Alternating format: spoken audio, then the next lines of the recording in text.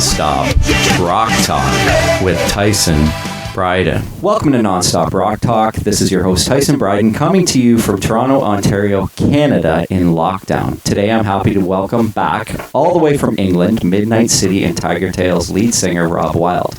Rob, welcome back, man. How are you? Hey, Tyson. How you doing, mate? I'm very good, thanks. Very good. It's nicer here today. It was, it's been cold, like really cold here, and then today it was kind of, we got a bit of, I guess I'd say it's above zero, which is good, Celsius, for our American. Oh, that's good. For our American listeners. So the next couple days look pretty good. So yeah, we had a bit of snow over here actually last week, so it's been getting pretty cold over in the UK as well. So yeah, it's pretty chilly over here at the minute. Oh, jeez, I can't wait for summer. Me too, man. Me too. I live for summer, and hair rock and summer just go together, right? Exactly, beers, the beach, hair metal, it all goes hand in hand, That's right. And we can't forget girls either, because they go hand in hand. Of course. Well, right? So now, as we begin, let's talk about the new Midnite City album, Itch You Can't Scratch, which is going to be released very soon. The first video's released, Crawling in the Dirt, killer track, man, amazing hook. Tell me a bit about that video. When did you guys do that? Oh, thanks, man. Yeah, it was really tricky because of obviously what's going on over here. I'm not sure what it's like where you are, but over here in the UK, things are really, really bad again. We're not going to get into all the kind of depressing subject matter of what's going on, but we're like well over like 100,000 deaths in the UK at the minute. Oh, God. Wow. So it's actually one of the worst countries in the world behind the States and I think a couple of others. So we're pretty much in like a full-on lockdown. So as you can imagine, trying to get together and do a video. Yeah, that's why I asked, because I was... Yeah, it's not that easy, but what we did was we actually shot the video.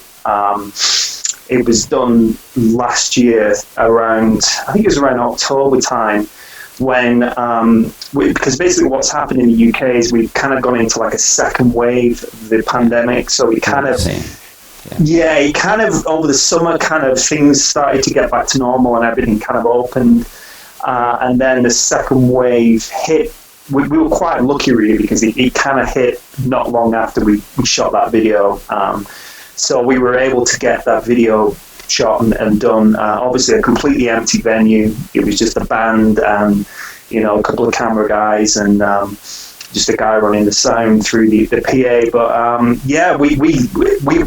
we're really pleased with that video. We thought it came out great. We got the pyro going and we kind of needed a real sort of like action packed video. Really fast camera angles and stuff and just to kind of get the intensity of the song across, really. And I think we managed to do it. We're really happy with how it turned out. Yeah, it looks really good. I was really impressed. I mean, it looks like an 80s video. I must admit that. It's like, oh, it's an 80s. It looks like an 80s video. It looks awesome. So Joe. Yeah, that was the plan. That was the plan. We said, let's try and make. We filmed it in a really great venue in a town called Wolverhampton over here. At a place called the Steel Mill, which is actually owned by KK from Judas Priest. Cool. Yeah. Huh. So it's KK's Steel Mill, the venue. So yeah, big stage, big lights, get the pyro going, and it's kind of it did the trick for us, I think. That's awesome. Now, the track listing has been released. In true 80s hard rock fashion, there are many titles that kind of fit that genre. Of course, Crawling in the Dirt, Blame It on Your Lovin', I Don't Need Another Heartache, and Fall to Pieces are just 4 of the 10 tracks that I make mention to. I understand you just signed a Japanese deal, and I understand there will be a bonus track on the release? Yeah. So the track listing I put up today was for the regular release, and we signed a new deal because we're with a new label for the regular release. We switched over from AOR Heaven to Roulette Media, and then we also switched Japanese labels. So with Marquee Avalon, which is a really, really good label out in Japan. And there's going to be a bonus track on the Japanese release, which is actually the cool thing is this time, like our previous two albums, the Japanese track has been kind of like either an acoustic or a piano version of a song already on the album. Yeah. But this time around, it's a completely new track for Japan, so it's a full track, and it's actually a really cool song that I actually wrote about when we went over to Japan at the end of 20. God, I'm getting mixed up with the years. Every day seemed the same in a minute. I think it was. This is so true. I was trying to think what year it was. It actually was. It seems so long ago. It was October 2019 when we went out and played two shows in Japan. And just the whole experience of that, and so I actually wrote a song. It was actually our keyboard player Sean's idea. He said, why don't you write a song about the whole experience of going to Japan? So I thought that was a really cool idea. So I kind of went home and wrote a song called "Girls of Tokyo," which is going to be the bonus track for Japan, and that comes out. The regular release comes out on the 28th of May, and the Japan release comes out on the 26th of May. Cool. Now, how does that work for streaming? Do you, like in North America or UK, do you only get the UK release, or will that song be included on all the streaming sites, or just in Japan on streaming? It's a tricky one. The whole streaming thing is a real sort of minefield, really. I think you'll also get the Japanese track. Cool. As far as I know, I'm not sure. Like I said, the whole streaming thing is kind of a total minefield, and it's very complicated. And we don't really make much money out of the streaming side of things. So it's kind of, for bands like us, we're kind of old school in that respect, and we don't particularly agree with. I'm not a fan of Spotify or anything like that. I don't have it because I don't agree with it, because people just go on there and listen to your music and don't buy it, So yes, we're old-fashioned, but I'm kind of old-fashioned too. Like I have Amazon Music and I pay for it, but all the stuff that I have on it, I've bought. You know what I mean? Sometimes it'll be okay, I'll put it on there, but the intention is that I'm going to buy it anyways. I want to listen to it, and then I'll buy it. And I am old school that way. I prefer to have the physical copy. It doesn't feel the same to me if I can't hold that, say, the album sleeve in my hands and look at it as I'm listening to the album for the first time. Putting it on, listening to it on my phone, in the car is just not the same.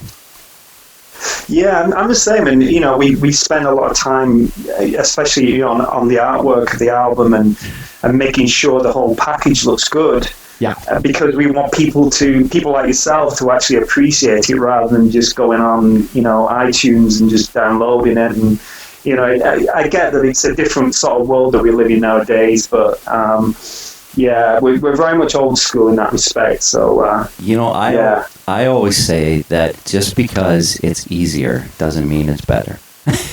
Exactly.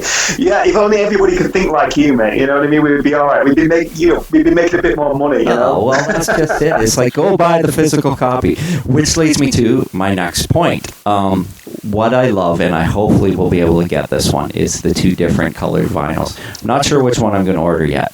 There's a red one and a silver one, I believe. Those look fantastic.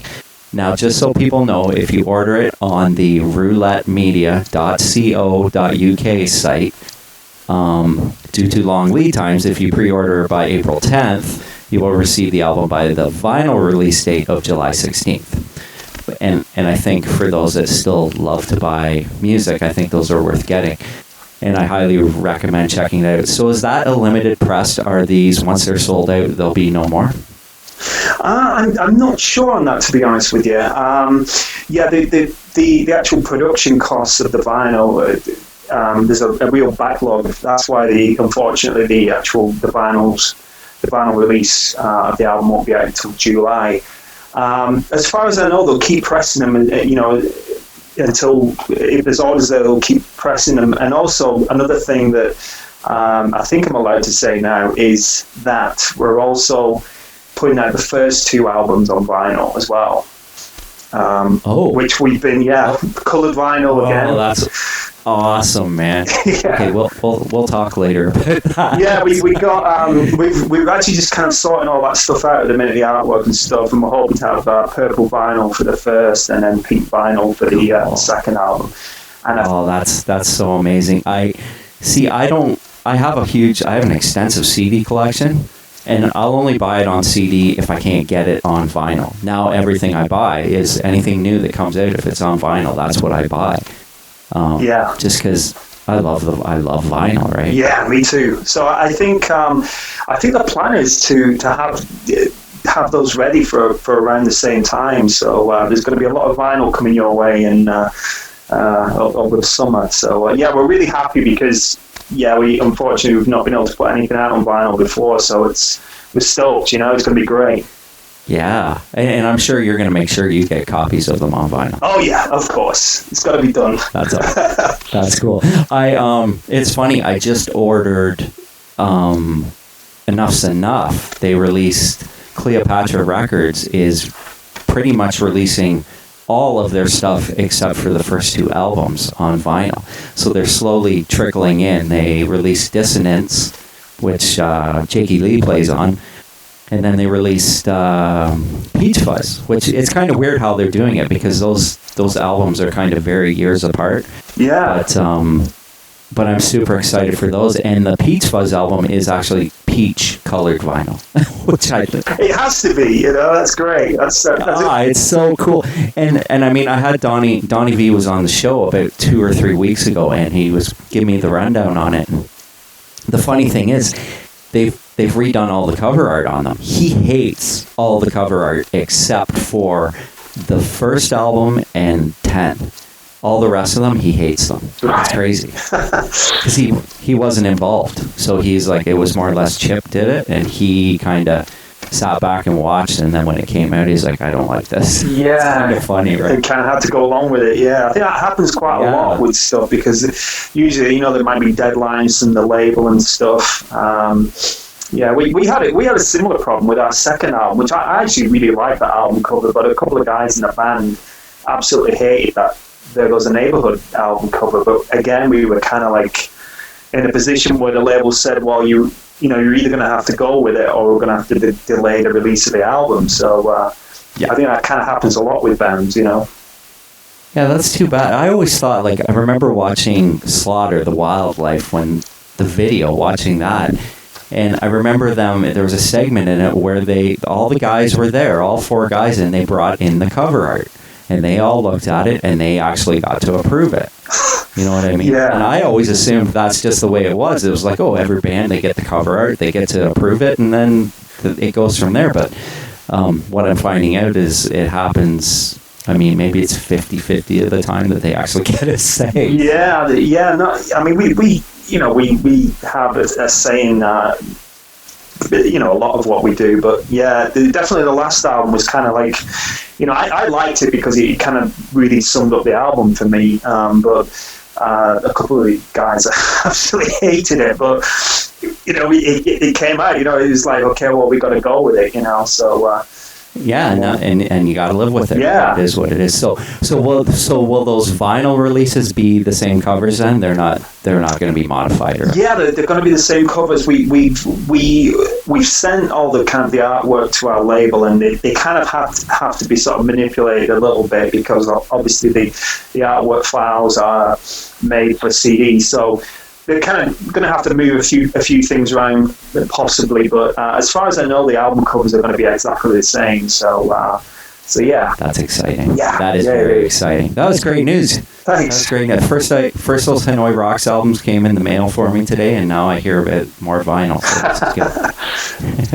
Now, the last time we spoke, I recognized that your knowledge of the 80s era is very vast. I'd like to touch on that a little.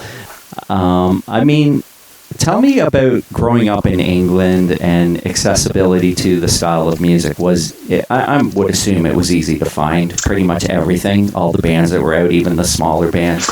No, it really wasn't. I mean, I had to really dig to find these bands. It was strange, really, in the UK because I mean, there was no MTV, for a start. Right. So oh yeah, right. We had no MTV. So and it's funny because from 2007 to 2010, I actually lived out in the States, lived out in Boston for a while, and I had one of my best friends over there who was about my age and total hair metal guy like me, but he would tell me all these stories about coming home from school and putting on MTV, and Warrant and Winger will be on there, and and the Poison and you name it. It was kind of 24/7 hair metal videos.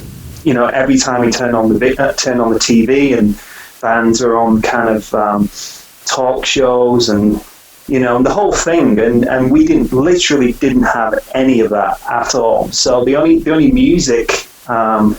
Especially as a little kid, the only music that I was aware of was the music that actually got into the UK top 40, which is basically, the top 40 chart where, Madonna would be there and Duran Duran and, so only the really big bands would, Bon Jovi, Def Leppard,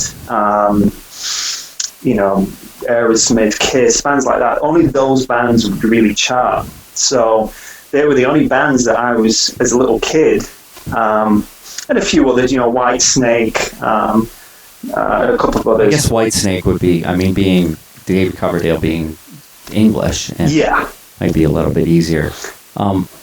What about stuff like, say, a band like Thunder? They weren't really. That was a little bit later, and I think that they had a couple of minor hits.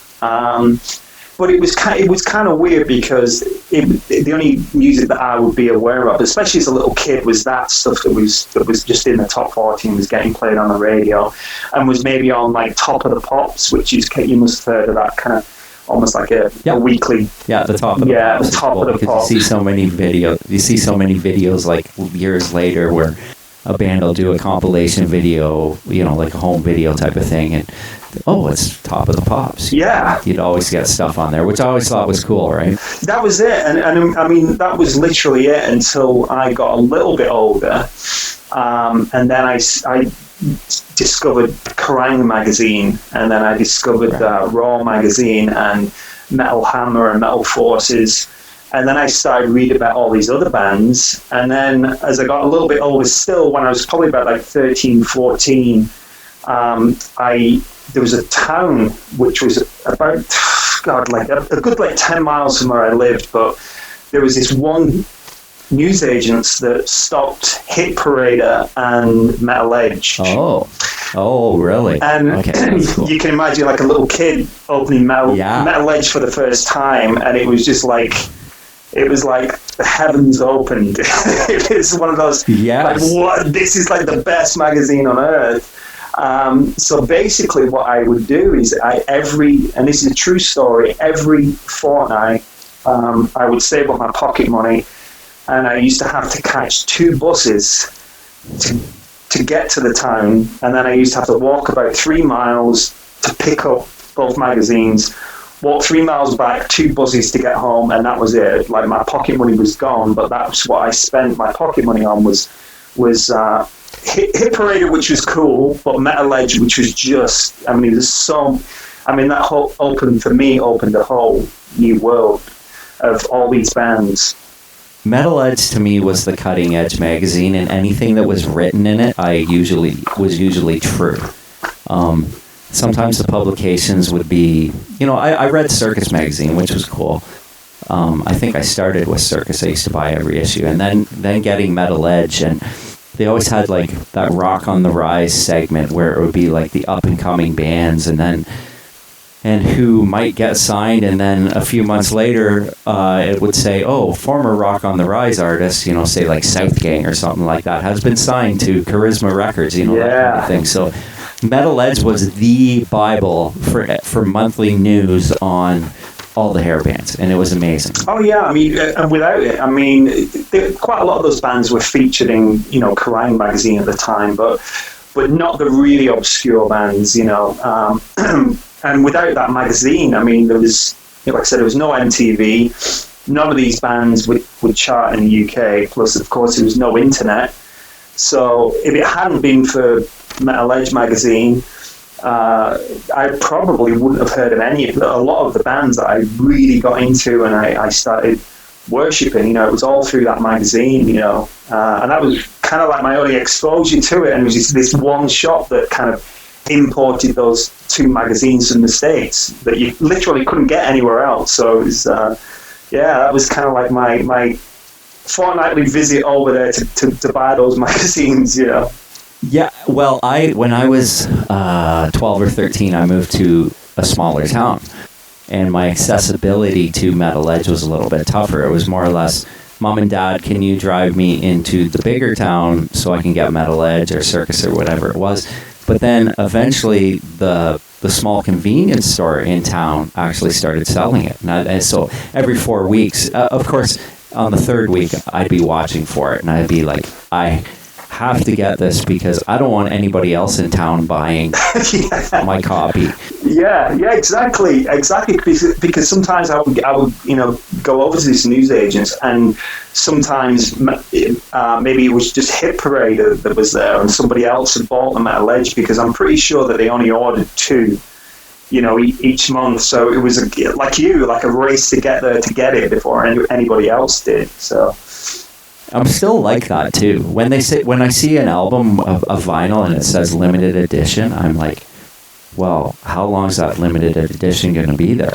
Now, you have to realize that for the most part, that market isn't that huge that everybody's going to be jumping to buy this thing. But still, it goes back to those times of Metal Edge where I'm thinking, if I don't get this, somebody else is going to get it, and I'm going to miss out, right? Yeah, exactly. And it kind of went from that into buying a lot of those albums. Where again, I had the town that I grew up in, a tiny little town where nothing really was going on there. There's one little record store, which wasn't very good, but I would go in and I would go in and say, have you got the latest Warrant album? And the guy would look at me like I'd just come from Mars. It's like, what's Warrant? Who's Warrant? And that's a Warrant. And I remember, this is the album I want, and I want to buy it on cassette, because I bought everything on cassette at the time. And I remember vividly, ordering Cherry Pie, and this guy, again, no internet, so no real kind of way of finding how to get this album. But he said, look, I'll do my best to get hold of it for you. And it literally took about 4 months for him to find that album. And I remember him calling me up one day, and he's like, I've got that cassette that you ordered 4 months ago. And wow. I had to do that a lot. I did that. I remember we did that with the Heart of the Young Winger album and Screw It, Danger Danger. And, I really, if you were like a hair metal fan growing up in the UK, you really deserved those albums when you got them. So you worked hard for the album. It wasn't like a case of just going down to the store in the States and just going to the W section and picking Warrant out. There was no Warrant section, Yeah, so, and there's a lesson to be learned in that for all the kids listening. Yeah, definitely. And I think more than anything, once I finally got those albums, the kind of anticipation of putting that album on, I really appreciate those albums probably a lot more than I would have done if I'd just gone to the shop and found it straight away, Yeah, and that's just it. It's like, and And that Warrant cover for Dirty Rotten Filthy Stinking Rich was just such a cool looking cover, and Screw It as well. I mean, I have them both on vinyl now, and just seeing that artwork in a bigger form, especially that Warrant cover, is just it mesmerizes you. You kind of stare at it. Yeah, that was just one of the great things about it, right? I agree, man. Yeah, absolutely. Let's talk about a few bands. I love many bands from Europe in that time. I mean, it was kind of they were kind of spread out. You know, like you had bands from Holland, you had bands from Sweden. There was a number of bands from Sweden, of course. But one band from Holland, Sleazebees, was one that I always thought should have broke. I mean, Screwed, Blued, and Tattooed to me is like kind of a pinnacle album, and I kind of think they went backwards on the second album with Power Tool, but I think that was due in part to production issues and whatnot, and it took so long. Bring Out the Rebel was a great track though, and there were a few others. I think Tom Kiefer from Cinderella played on one of the tracks, and then they came back with an independently released on Red Bullet called Insanity Beach, which kind of saw them go heavier, and that album was awesome. Were you a fan of that band? Yeah, I liked the first album. I didn't really like anything beyond that. It wasn't the same. Yeah, the first album was cool. I think they just had that. I think their issue was just because they kind of came from Holland, which is just kind of, if you think about big bands that have come from Holland, there's really not many, or if any, you know. So Vandenberg. Yeah, Vandenberg. Golden Earring, which isn't a hair, but they were more 70s, early 80s, and Sleazebees, right? Yeah, that was it, you know. And I think they did. I think they toured. I'm sure they opened for Skid Row on the first tour. They did, and that's kind of what. That's what kind of broke them, and that's how I found out about them, because of course Metal Edge had put this article about Skid Row touring with Sleazebees, and I was like, what's a Sleazebees? And then in Canada we have a show, like we had Much Music. The only time, getting back to the MTV thing, the only time you could get MTV was if a buddy or something had a satellite dish. Yeah, of course. And then you remember the big old satellite dishes that were on people's lawns? Right, and that's the only time you would get to see MTV. So more or less how we got to see new music and new videos was on a thing called the Power Hour on Much Music. So, of course, that's where when I first heard Sleazebees after seeing them in... Yeah. I mean, like I said, the first album I thought was great, and then everything after that was kind of a bit of a letdown, yeah. It was never the same. And it's funny because... a lot of people may not realize this, but that album was actually released in two different versions. Oh, okay. I didn't know that. Yeah, there's one version, and I've found it on Discogs, and hopefully I'll buy it eventually, with a song called We Do Rock and Roll. Oh, okay. Yeah, which is it's an okay song. I kind of see why Atlantic might have left it off of there.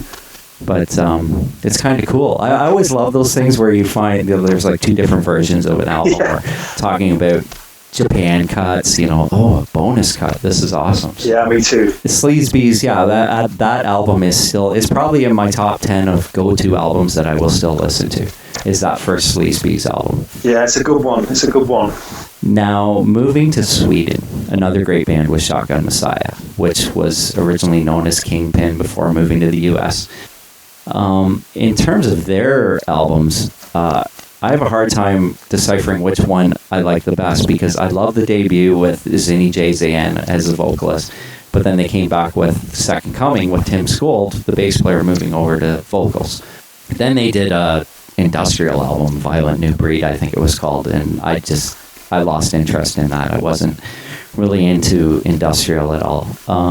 What are your thoughts on that band? Oh, I absolutely loved Shotgun Messiah. I thought they were great, so cool, such a great band. And you're right, I'm struggling to kind of pick whether I think I probably prefer Second Coming. I think it's a better album. But the first album's great as well. To me, the first album sounds like Kiss meets Motley Crue.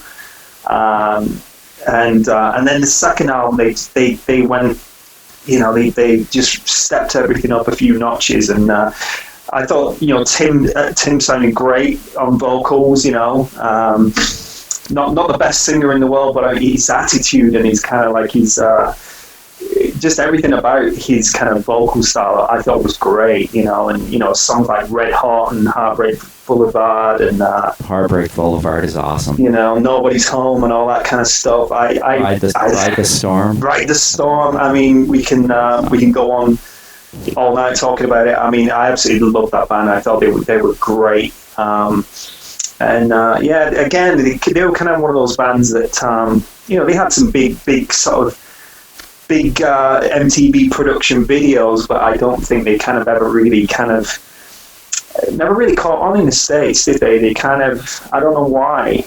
I'm not sure why. The songwriting on Second Coming was phenomenal. My understanding from talking to Zinny J. Zand recently was that Tim actually, while Zinny was still in the band, was taking singing lessons. Ah, okay, right.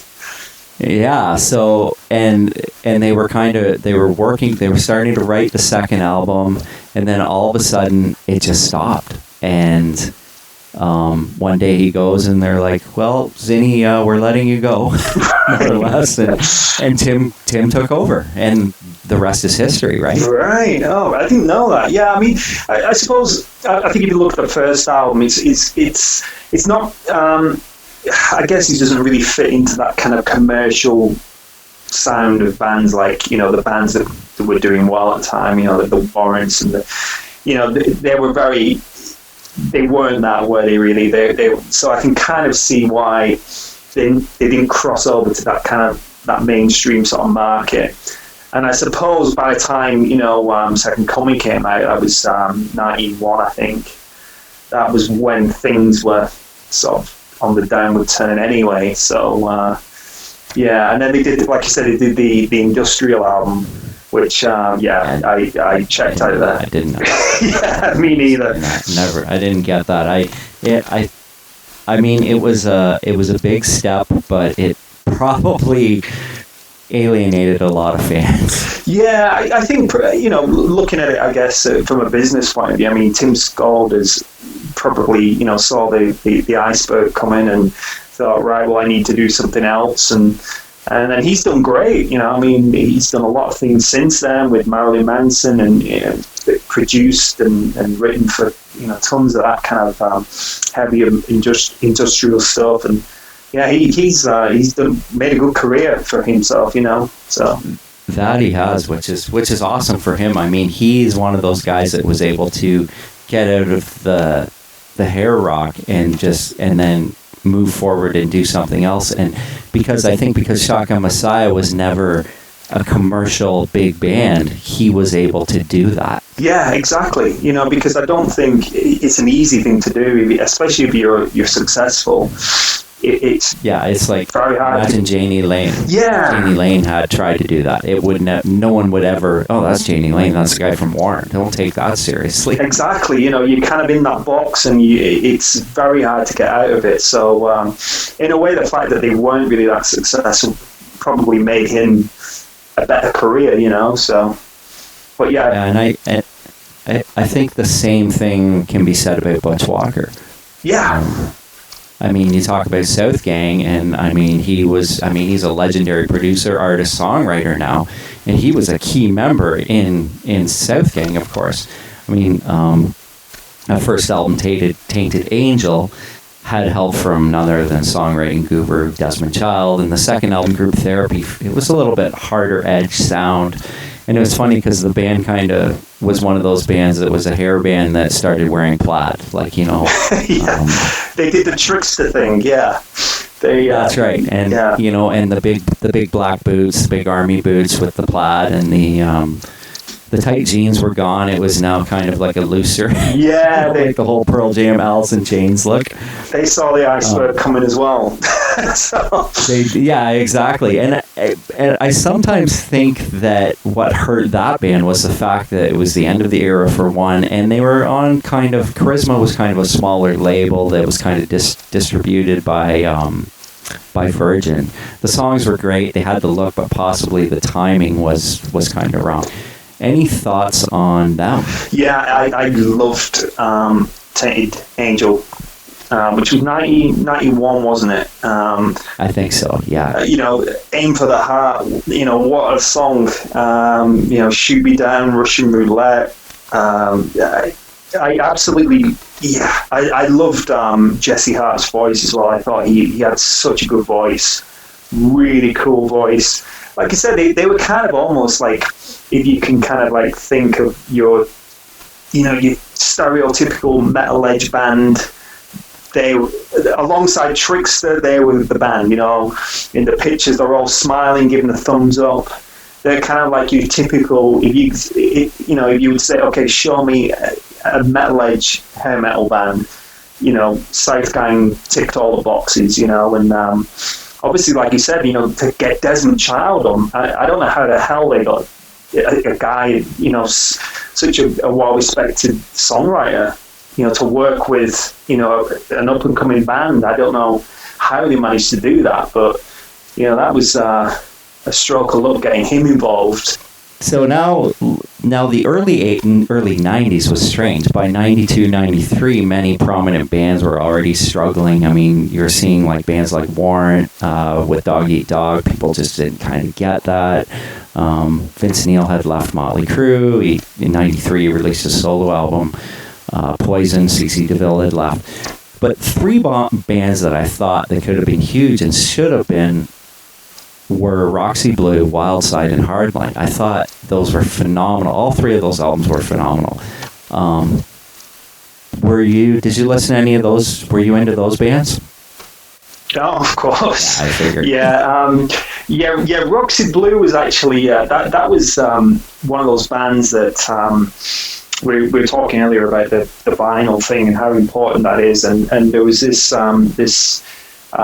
record store in Manchester, which was quite a long way from where I lived at the time, but they would occasionally have these imports, and I just came across the Want Some album cover, and I just took one look at it and just went straight ahead and bought it just on the album cover alone. Really? Cool. Just because I knew I would love it, And I turned it around, and the guys all look cool. Again, typical metal edge image. Yeah. So I'm like, this is me to a T. So I went and bought it, took it home, and absolutely played that album to death. Which I just thought they were a really great band. Mike Klink produced their album, and obviously great sound, great guitar player. Yeah. Sid Fletcher was an amazing guitar player. Todd Poole he had the moves, and was it on the back cover he's doing it, or the inside cover he's doing the splits? In the UK version, he was doing the splits on the back, yeah. And I think Janie Lane's involved. Yes. I think he played guitar on the Times of Changing or something like that. He was something to do with it. I think he was kind of behind them getting signed and stuff, so he was a big supporter of the band. I absolutely loved that album. I thought it was great. I think it was 92. I think I was 92 because I think all three of these albums came out around the same time. Roxy Blue, Wildside, and Hardline. I think it was all roughly in that same time period. Yeah, I mean, Hardline was another. I mean, that's just an absolute kind of AOR classic. That just. I mean, the songs on that are just incredible. And then the Wildside album, to me, out of those three, I probably like the Wildside album the best. I just thought they were just what a great sounding band. They kind of sounded a little bit like Rat, a little bit like Skid Row, and I don't know, like So Far Away and Heart and Soul. I just love that band, and I think if I remember rightly from reading. Again, Metal Age again. I think Wildside, Roxy Blue, and Babylon AD toured, didn't they? They went on the road in like 92 or something like that. Yeah. So that would have been. I would have loved to have seen that tour. Me too. And I mean, I've asked Todd Poole about it, and he said it was a riot, and it was so much fun, and it's very cool. He actually has that Roxy Blue on vinyl. He actually has a copy of it on vinyl. It was released in Europe somewhere on vinyl. Yeah. He has a copy of it. He said he throws it on every once in a while. Yeah, I've still got my copy. Yeah. I can't believe you. You do have a vinyl of it. Yeah. Oh, okay. I misunderstood. That is awesome. Yeah, I got a vinyl copy of it. Yeah. That is, it's worth a lot of money. Really? Oh, there you go. I've tried to get it on Discogs. It's about $300-400. No way. Yeah, I've got a copy. Yeah, I've got a copy downstairs, and that's. I had no idea. I have Wild Side on vinyl. I have that on vinyl. Yeah, that's a good album. That's a very good album. But it was it came from China. Right. So I don't even know how legitimate it is. It sounds like it sounds good, but I don't know how much legitimacy there is to it. Was it a real pressing? Was it a bootleg? It's hard to say, right? Yeah. It's a tough one. But I love that album. And one other album from that year, which I absolutely played to death, was the second Trickster album, Here. Oh, that's a great album too. I mean, I love the first album, but the second album, I mean, what? I like the second album better. Steve Brown actually told me that they did not like the sound of the first album. Yeah. Mechanics, MCA made it. They said they made it sound too garage band. Yeah, right. It's a weird sounding album. They kind of. I think they kind of, when they got signed, they wanted to have the big Def Leppard sound, and then the label said, no, we're going to make you more of the kind of like the kind of the teenage guys in the garage sort of sound, and that's kind of the sound that they had on the album, whereas the second album was just such a great sounding album, and Nobody's a Hero. 2,000 Germs. Yeah, and all that kind of stuff. And that was another big favourite of mine. Because, like you're saying, Rockin' Horse, I mean, in the sort of like the dying days of the hair metal thing, there was, some really good albums that, if it had been released three or 4 years earlier, it would have been huge. And that's the disappointing part about it for me, is the fact that I remember, and you did as well, living through it. And you're like, this music is phenomenal. Yeah. And it's not getting the due it deserves because these guys are a stereotypical hair band. They wouldn't have been called a hair band then, whatever the term was then. Hard rock guys, whatever it is. And these guys are putting out probably some of the best music that they've ever put out. And it's just being tossed aside. And I think that's kind of a horrible thing. Yeah. It must have been heartbreaking, to finish recording those albums and just listen to how good they sounded. Probably thinking that this is it, we're going to sell 4 million copies of this, and then literally they sell about 10,000 copies and it's all over. So it must have been a hard pill to swallow. Yeah, no doubt. Now, another artist that I loved, I think the album came out in 1989, was Michael Monroe, the Not Faking It album. And for some reason, people they do still talk about this album because it's kind of like this underground cult album that people love that are fans of the era. But it too never really, I thought it was a phenomenal album myself. It too never really got the recognition that maybe it should have. Yeah, I've got to be honest, I was never a Hanoi Rocks fan, really. Really? Yeah, it's kind of, I always thought they looked cool, but I never really thought that they had any, I just wasn't a big fan of Hanoi. Substance. It's fun, and it's funny that you mentioned that because I actually posted a bunch of photos on Facebook a couple weekends ago that, I usually, what I'm listening to, I'll post sometimes, right? To get a conversation going, to see what people think. And I wrote it and I said, there's people that love this band and then there's people that do not like this band. And it was kind of like, what are your thoughts? And for the most part, the people that did comment, they liked the band. But I was waiting for someone to comment and say, I hated that. Yeah. Well, they had a good look. I just don't like them. And as a fan, I can see why there's not an appeal. Yeah, to me it was, over here, I've got so many friends who absolutely love Hanoi Rocks. They're always a really popular band over here, and well respected, all over the world. And I remember as a kid, someone saying, you will love this band, and then, seeing a picture of them, and it was right up my street. So into my glam bands and stuff. But I remember listening to putting the album on, I was just kind of, there's no real like pop hooks on this for me, which is what all my favorite albums had. So I was never really a big fan of the band, but I loved his solo album. So they're not faking it, because to me, his solo album's completely different to the Hanoi Rock stuff. I love that solo album more than any of the Hanoi Rock stuff. Yeah, and I had the album, I loved the album. I just didn't really like the Hanoi Rock stuff, really, so... Yeah, and that's fine, and that's kind of why I like having that conversation about Hanoi Rocks, because I'm always curious to hear people's take on Hanoi Rocks, because they're such a different band, and they didn't appeal to everybody.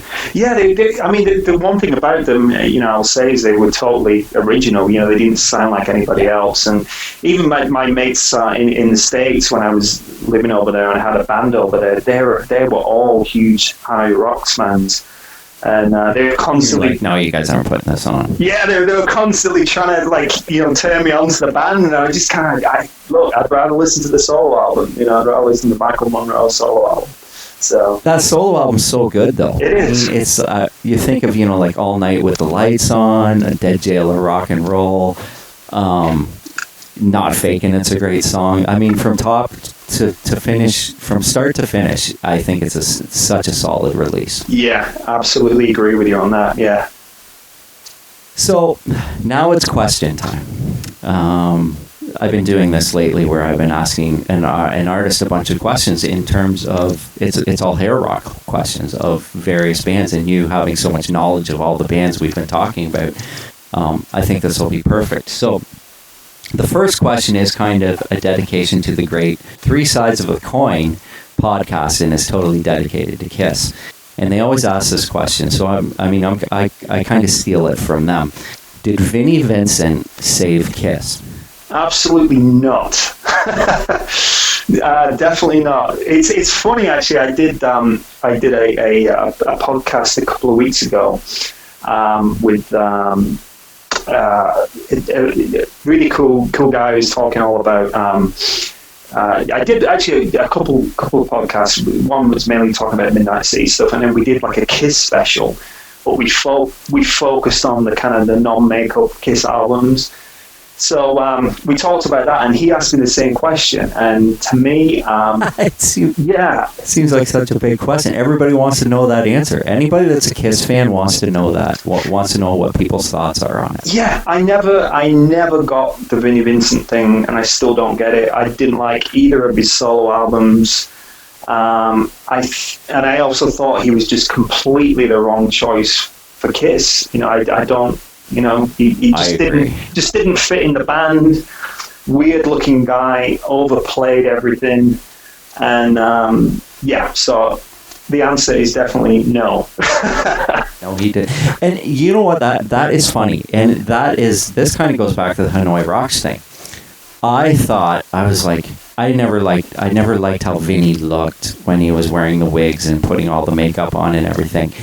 But when I saw Mark Slaughter, I'm thinking, man, that guy looks like the perfect frontman. This is the guy, like he's the right guy for the band.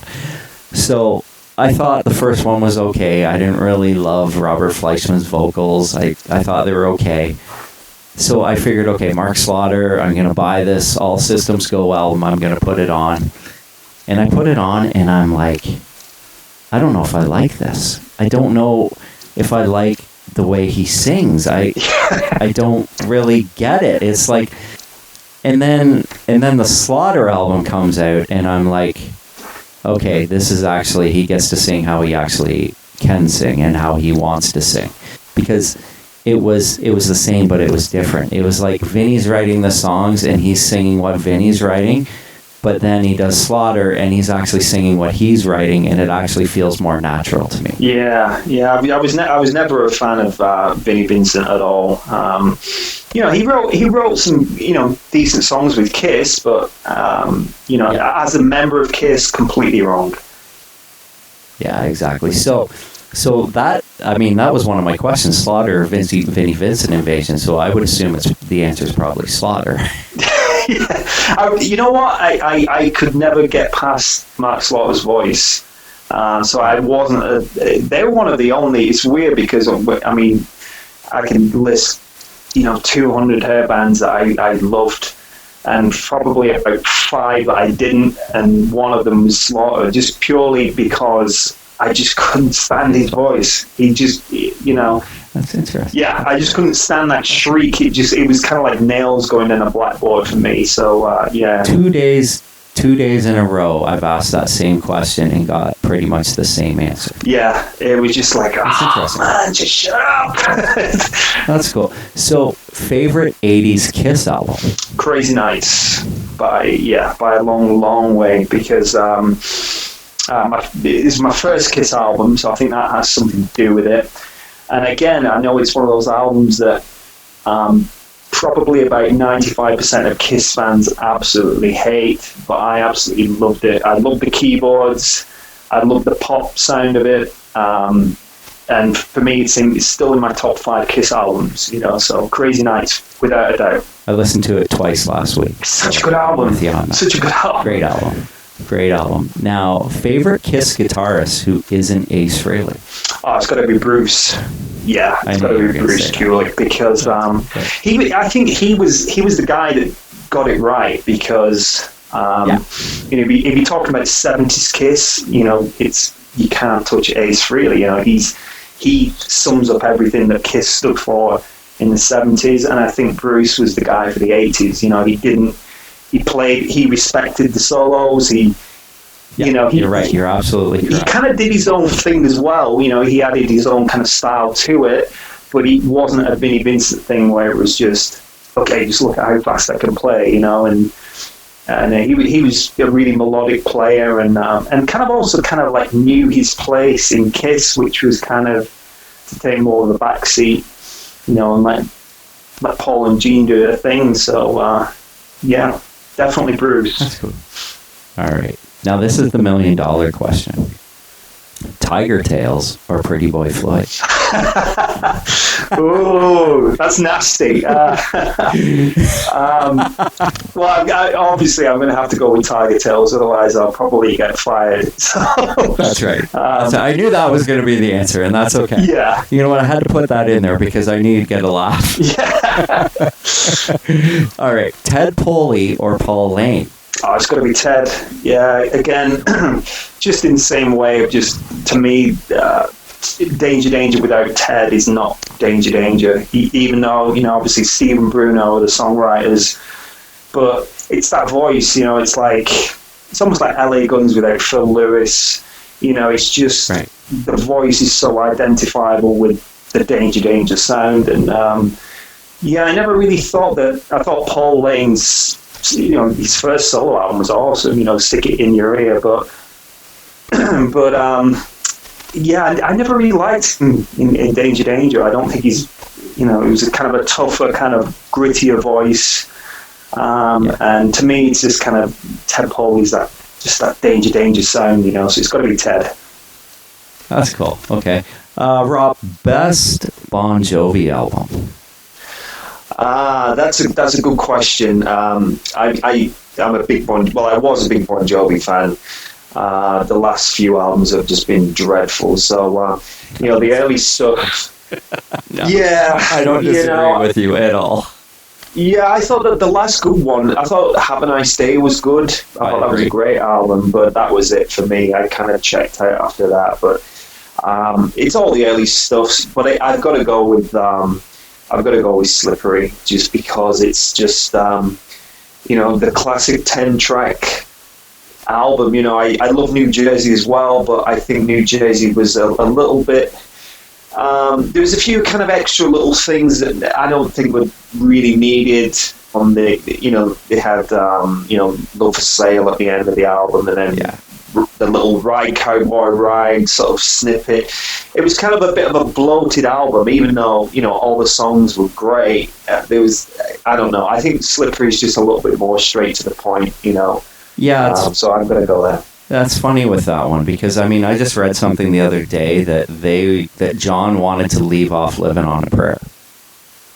Yeah, that's crazy. Yeah, I've heard that a lot. Yeah, he didn't think it was going to be a hit or anything like that. So, yeah, imagine that. I mean, that was. I couldn't imagine. Like that's probably the biggest song on the album. I mean, there's 3 big songs, but I mean, that's like the definitive '80s song, really. Yeah, it is. I mean, that's you think of Bon Jovi, that's the song you think of, but.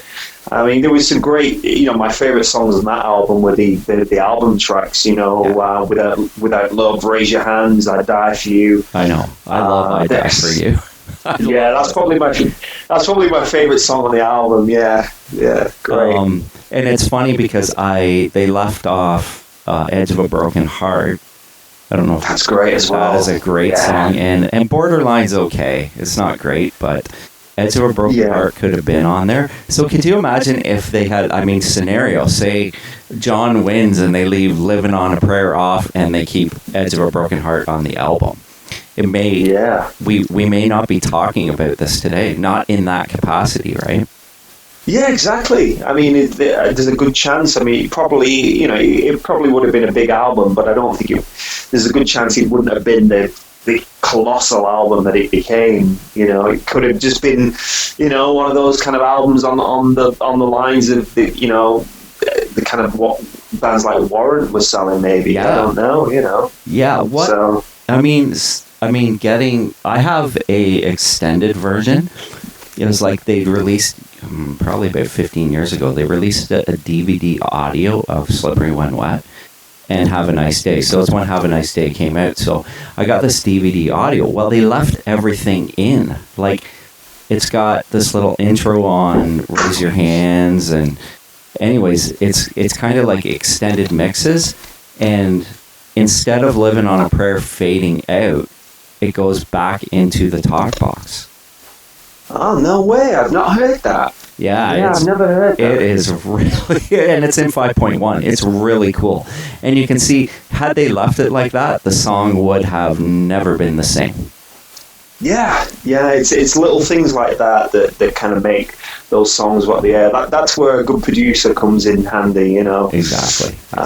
Yeah. It's cool to hear that stuff after the fact, though. It's like, oh, wow. Yeah, very, very cool. I've never heard that. I've never seen that or heard that, so I'll have to check that out. And on "Raise Your Hands," it extends more. And you know how at the end of "Raise Your Hands" it says it more or less fades out on Saraville, New Jersey. Yeah. He's naming all the cities. There's more cities after that. Ah, great. Yeah. I'm not sure if I can, because it's in DVD audio, if I could actually put it on Dropbox and Dropbox it to you. But I'll see what I can do. Because dude. It'd be cool to hear that, like for you, and never hearing it, having heard it. So, all right. Absolutely. Next question: Britney Fox or Tangier? I'm going to go with Britney Fox any day of the week. I was kind of like, I had the Tangier, the Stranded album, I think it's called, and really, I was kind of... Did you like it? Yeah. I wasn't blown away with it. It wasn't one of my favourites. I thought he was okay, but I absolutely loved Britney Fox. They were just, obviously a total Cinderella ripoff, but totally.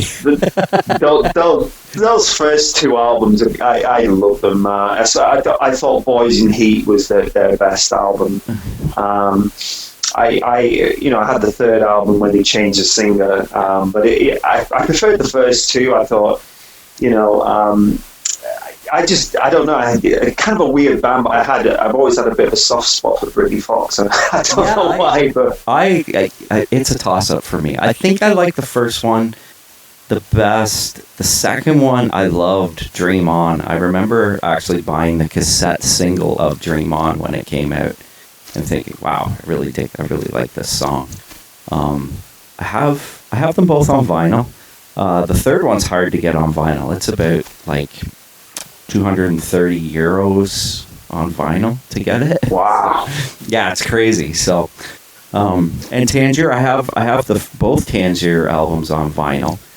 Yeah, I only had the first one. Well, I'm not sure which was the first. I had I think it was Stranded the first or the Stranded's the second one with the different singer. The first one is Four Winds, and that has that's right. That has On the Line on it, which I thought was a cool song. It was kind of foreigner sounding or something like that. I saw them with Cinderella and White Lion on that first album. Oh, cool. Yeah. That would have been a good show. It was. I love White Lion. I'm a big White Lion fan, so that would have been a great show.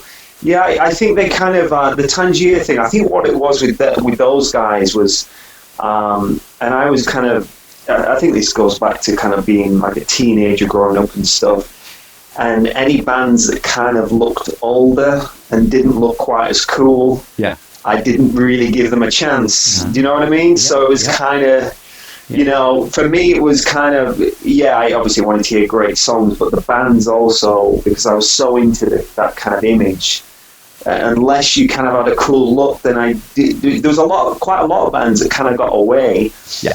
That actually, as years have gone by, I was like, catching up on albums and thinking, this is great. Why wasn't I into this back then? And it's simply just because they might have been a bit older, or they might not have looked as cool or dressed as cool as the bands that I was into. So I think that was definitely something to do with why the Tangier thing didn't really connect with me. Yeah. If they'd all had big hair and the whole glam image, I probably would have loved it, so... Yeah.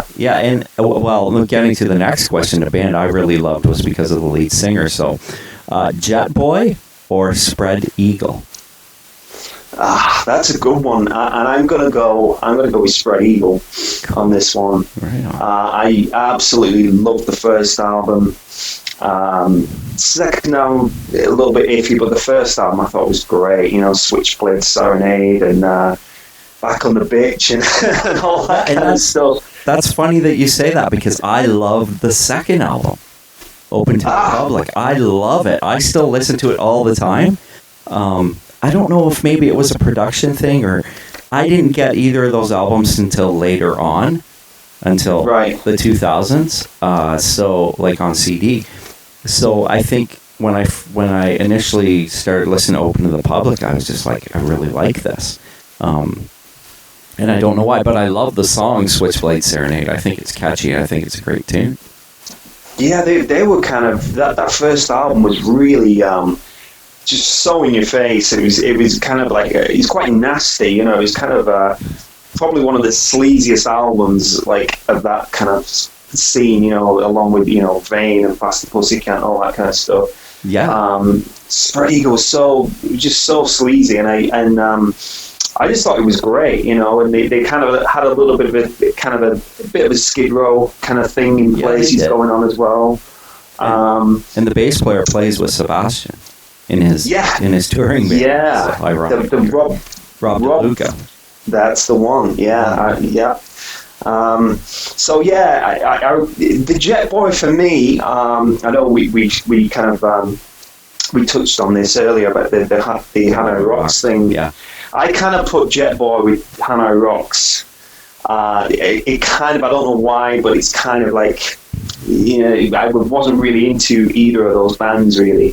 So that's very interesting. Yeah, but that makes sense. That's cool. Favorite Motley Crue album?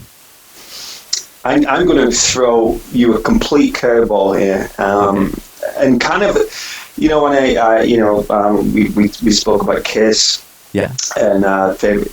I always tend to, for some reason, I always pick albums that other people don't particularly like that much. My favorite Motley album is Theatre of Pain. I knew you were going to say that. It's just so weird. That is not, you know what, I just read something about that and people talking about it. And it's not a horrible album. I don't know why it gets such bad. I love City Boy Blues. Louder Than Hell. Tonight We Need a Lover. Raise Your Hands to Rock. Fight for Your Rights. Like, there is a lot of really solid tunes. I think with that album, I think it was the image, because they changed their image and people just had a really hard time accepting it. So it's like, oh, that's Motley Crue's shitty album. And I don't think it is.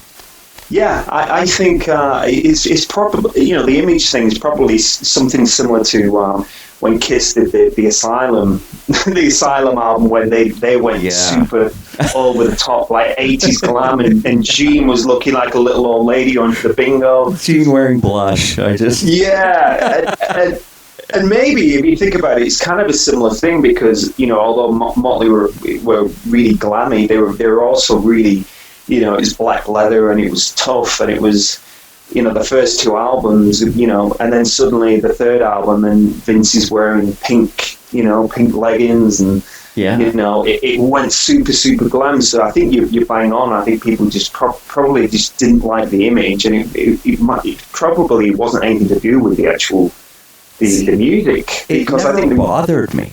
That never bothered me when they changed. I loved it. I thought it was cool. I thought Vince I loved the leopard pink, with the spandex down the side, and I loved Nikki Sixx's outfits, like it was like Steven Tyler, something. I was like, they look cool. They still look cool to me. Yeah, and I think if you compare that to for me, and you compare Theatre of Pain to Girls, Girls, Girls. Theatre is so much better of an album. I think the songs are better. For me personally. Yeah. So that's kind of. I know. Like I said, 90% of people that's their least favorite Motley album, but yeah, I love that album. I think it's great.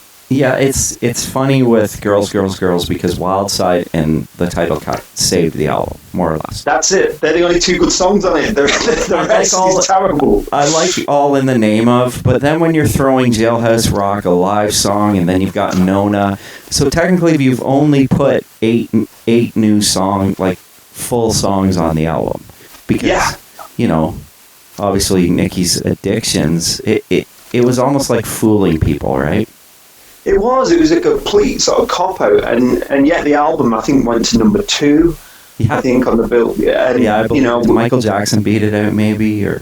Yeah, it was number 2, and it just kind of goes to show that, they probably could have put out any album at that time, and it would have sold, because, there's a lot of really weak songs on that album, Something for Nothing, and 5 years. Yeah, which I loved when I was 12, 11 or 12. Yeah, I did. I loved Bad Boy Boogie, but I listen to it now and I go, no. But I like the drum intro on All in the Name Of, and Mick's guitar playing on it. Yeah, that's pretty cool. I like that one. Dancing on Glass, for me, now, it's like, Nicky was like, talking about his heroin addiction on that song, and he had that bass with the needles all over it, but meanwhile he was still a junkie. You know what I mean? Exactly. Yeah. It was such a weird thing, and I don't know how many people actually remember that, but I just remember seeing in Circus Magazine all the live shots, and I mean, I was a huge Crue fan, so anything that I could get my hands on Motley Crue, I would, right? So I just remember that time, and then finding out that he had died, and it was like, oh my God, this is so bizarre. And then they brought him back to life, and you're like, what's going on with this band? Yeah, a bit of a soap opera, It was kind of they were kind of I don't know. It kind of worked for them, though. The whole. It did. I mean, everybody loves Bad Boys. Everybody loves a train wreck, don't they? I mean, it sells albums. It does. But you know what the greatest thing about watching The Dirt is? When people that don't know about the band and didn't grow up listening to it, I always say to them, I was like, yeah, you know what? All those stories, we lived it. As the fans of the band, we knew what was going on with them. And so we lived that, and seeing what Motley Crue was doing on not a daily basis, but probably a monthly basis because of your magazines and what you're reading, right? Yeah, exactly. Yeah. So I always love it when people want to talk about The Dirt, because I'm always like, well, you know what? We lived that. We didn't physically live it, but as fans, we lived it, and I think that's pretty cool. Yeah, absolutely, mate. Yeah.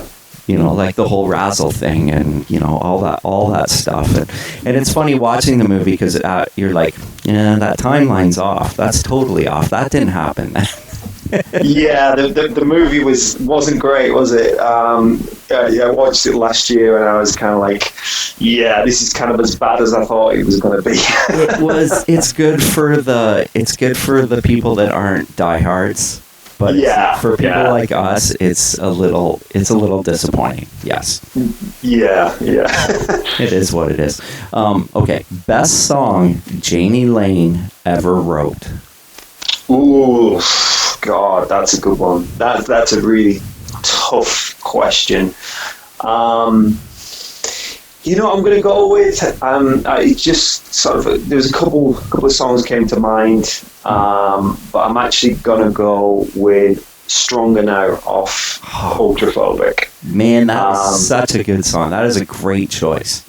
Yeah, I always thought. I mean, Jani's one of my favorite songwriters and big influence. I always thought Jani's wrote incredible. I mean, he wrote incredible songs no matter what. But I always thought Jani's ballads were just amazing. I Saw Red. I mean, again, that's another one that came to mind. Bitter Pill is one that I like. Just you listen. I like how they panned him back and forth, like he's fighting with himself. Yeah. Like how they did it. It's so amazing. For me, Bridges Are Burning. It's hard though. I can't pick this one. See, that was funny. That was the first song that came to my head. Was Bridges Are Burning. Yeah. I swear to God, that was it. But then I thought, I think Stronger Now is just kind of lyrically, it just just kind of hits a nail on the head. I love his chord structuring. How his vocal follows what the chord structuring. You know how it does that? Then it just goes up, and the chords are following. It is such a cool. Yeah, I'm with you on that one. I'm close with that one too. It's hard. Yeah, that was a hard one. So very true. Yeah, I mean, we could be here all day about Jani Lane's kind of top 10 or whatever, but yeah, we got similar choices there, so that's cool. That's cool. We've got good taste, you see. We do. That's right. And it's funny, that Motley Crue question, going back to that you were the first one to ever say Theater of Pain. And I'm going to tally these all up and post them on Facebook, like the Motley Crue question and the Vinnie Vincent one. I'm actually going to post that one day because everybody's answers are different. Like, some people are like, oh yeah, Vinnie Vincent did save Kiss. No, he didn't. You know what I mean? And what's your favorite Motley album?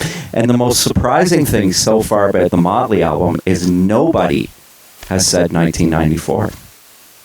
Wow. Yeah, because that was kind of, I absolutely hated that album. I love Vince's album, because that was kind of continuing on from Dr. Feelgood. And then they put the 94 album out, and I was like, what the hell is this? But again, at the time, everybody seemed to love it, and it was kind of like, yeah, this is the best album, but over time, it seems to have been completely forgotten about, I mean, I will admit, I loved Hooligan's Holiday. I heard it on the radio, and I was like, I was anticipating it because I was a fan of the Scream. So I knew what to expect with John Corabi. I didn't know it was going to be that big sounding, but I liked it. I thought, I was like, this is cool. But I will say this: Motley Crue without Vince Neil is not Motley Crue. They should have called it a different band. Obviously, for reasons, for commercial reasons and selling point, they couldn't. It's not my favorite Motley Crue album. I think it's a great album, but it's not a Motley Crue album. Yeah, they should have. Another band. Quite a lot of bands did this, but I remember. Do you remember Danger releasing their grunge album, which was just Dawn, and that was kind of. I think it came out. I think 95, so I think it was the year after the Motley album. And Bruno plays guitar on it. He does, yeah. And I remember, same thing. Going to buy the album and picking up the album cover and thinking, this does not look like a Danger album cover. And it was done in Toronto too, which is funny. So no way. Okay. I like Punching Bag on that album. I like the premise of the lyric on Punching Bag because it's a bit of abuse, right? Yeah, but it was kind of like one of those things, and I looked on the back, and kind of they were all looking serious, and I think a couple of them had beards and stuff. And I'm like, I know where this album's going. And it was a similar kind of thing as when I put the Motley 94 album on, I was just like, what the hell is this? Yeah. And I think I probably listened to it twice, and that was it. You know? I didn't buy it until way later on. I have to admit that, because I wouldn't touch it. I wouldn't go near it. I was like, I don't think this is going to be something I like. Now, I mean, the unfortunate part about that is that Cockroach was in the bag with Paul Lane on vocals, and they couldn't release it. And I think they were just so pissed off. They're like, okay, let's totally change everything, and this is what we're going to do. Yeah, I mean, they had to. Again, it was, that time it was either I guess they were in a position where it's like, okay, well, we're going to have to try and be a grunge band, or we're going to have to split the band up and not do anything, because there's no way they could have released a Danger album in 1995, that sounded like Danger, so it was kind of sink or swim, I guess. Exactly. And what's funny about that album is that they changed, and it wasn't an album that people really dug or really wanted. But Ultraphobic weren't changed, but that was a phenomenal album. Yeah, that was good. They got it right. They were, there's a couple of bands that, I remember Wildside did a grunge album. Yeah, I've never heard that album. That's just terrible. It's just so bad. Yeah, okay. And a few of those bands kind of did that. And most of them, failed badly because it was such a departure from the hair metal stuff. But you're right. Stock and... was. Oh my lord! Yeah. Don Dawkins just come out and said, "I hate that album." I wonder why. Exactly. So, all right. So Memphis, two Memphis bands, Tora Tora or Every Mother's Nightmare. I'm going to go with Every Mother's Nightmare on this. I really liked. Yeah, I like both. I thought that the first Every Mother's Nightmare album was great. I remember seeing the Walls Come Down video. Love that song. And it was just like seeing like 4 Sebastian Bachs on stage, and it was kind of like, these guys look awesome. And the second album was good as well. Wake Up Screaming. They had a couple of songwriters on board to help them write a few songs and stuff. And I dug them. I thought. Yeah, that's it. I was trying to think who it was. I wasn't sure whether it was Jack Ponty or... Jack Ponty's on there, yep. And Steve Plunkett wrote If I Had My Way. If I Had My Way, yeah. And I don't know if you know this, but that song is actually on Steve Plunkett's solo album on Quality Records. And I have it. I didn't know CD. that. Yeah, I'll try and get that to you too. Yeah, I want to hear all this stuff. That's great. I'm shocked that you've got a few things that I never heard of. So that's a first for me. Well, this is awesome, man. This is good. But the great thing for me is the fact that you know all this stuff and we can talk about it, which is great. All right, so our next one, Cold Sweat or Keel. Cold Sweat by a mile. Amazing. For me, again, Keel go into that kind of uncool category for me. I always thought they looked terrible, and I was never really into Keel at all. They were kind of, there's not many, like I said before.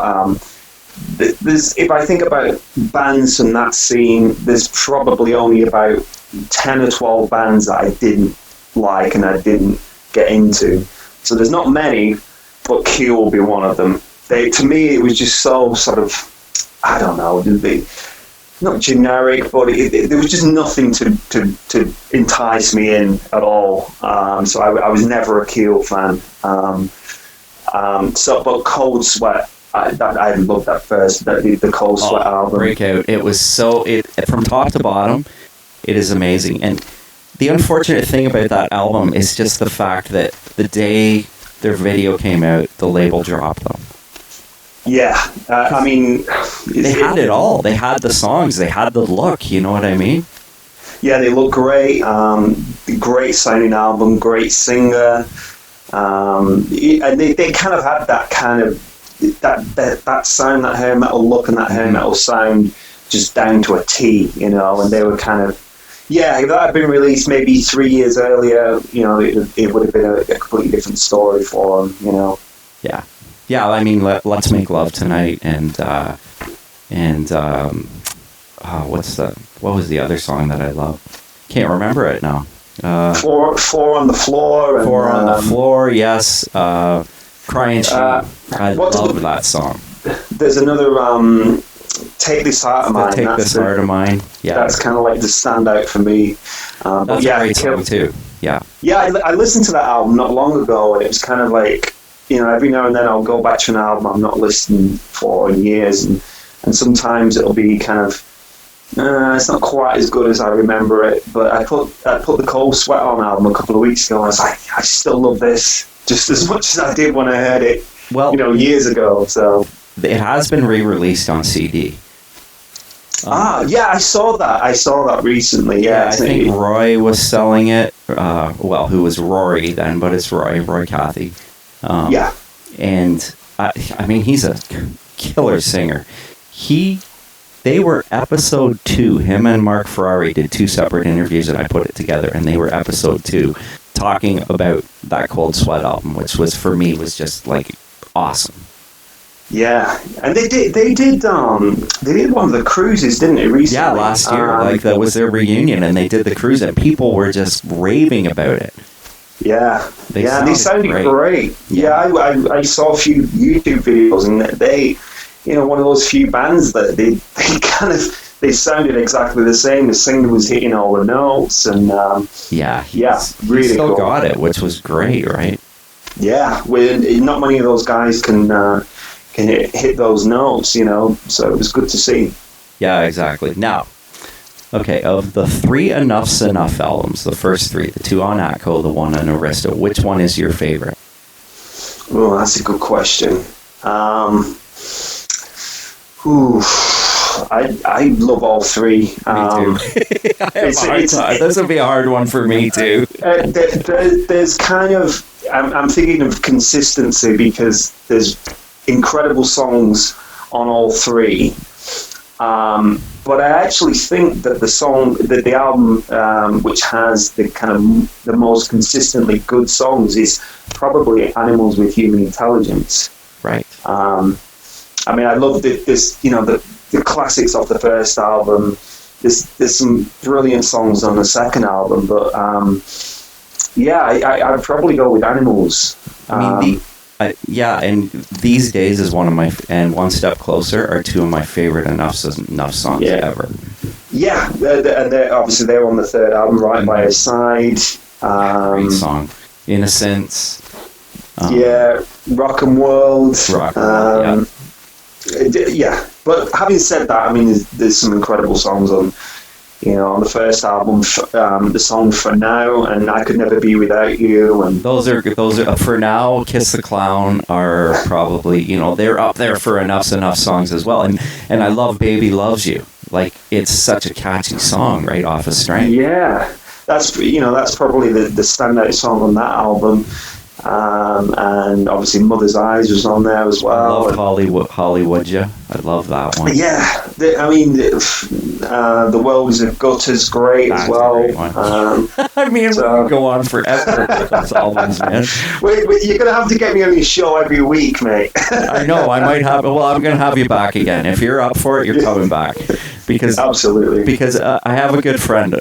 His name's Brian Weatherby, and he mentioned to me, he's like, I love it when you do the show, when, you know, you're talking to artists about their songs and everything, but when you actually get into a conversation with an artist about the music, he just goes ballistic. He just loves it. He's like, you have to do more shows like that. So that's kind of why I got a hold of you again, and I was like, because you knew so much about the genre, I was like, I'm getting Rob on again, because it's a conversation. So yeah, always happy to talk. All right, so Canadian bands, Slick Toxic or the Killer Dwarfs? I'm going to go with Slick Toxic. Yeah, okay. Straight away, a pretty easy answer there. Just you know, the Canadian Skid Row. So yeah. they'll be happy to hear that too, and I'll let them know. Yeah, please do. I will, absolutely. Okay, so two guitar players, two legendary guys, George Lynch or Warren DeMartini. Oh, God. That's a tough one. But I'm going to go with Warren. Yeah, I'm going to go with Warren. I think I just love... I mean, I love George Lynch's playing, obviously. I mean, he's one of those kind of... If you think about 80s, classic 80s rock shredders, I mean... Sound. Just the sound, and he's kind of... Yeah, I agree. But Warren... I thought Warren was one of those really unique guitar players where as soon as you hear him, you know it's him. And I've said this before. It's almost like when he does a solo, it's off timing. It's very bizarre, and you listen and you're like, what the heck is he doing? Even Mitch Perry has come out and said when he was playing with Stephen Percy with Bobby Blotzer's version, he came out and he said, you know what? It was really hard to learn that stuff. Yeah, he's one of those few guys where, I mean, if you look at the 80s hair metal guys, there's a lot of guitar players that all, you can't really differentiate one from another. They're all pretty much doing the same thing, but there's very few guitar players. I'm not a fan of Slash at all, but as soon as you hear Slash playing, you know it's him. Ace Frehley, it's Ace Frehley. But I love Warren. I do. And Warren's one of those guys. He's just got, as soon as nobody plays like him. No, he's incredible. Cool. Yeah. I actually have I don't know if I told you this. I actually have the the snakeskin replica. Oh, nice.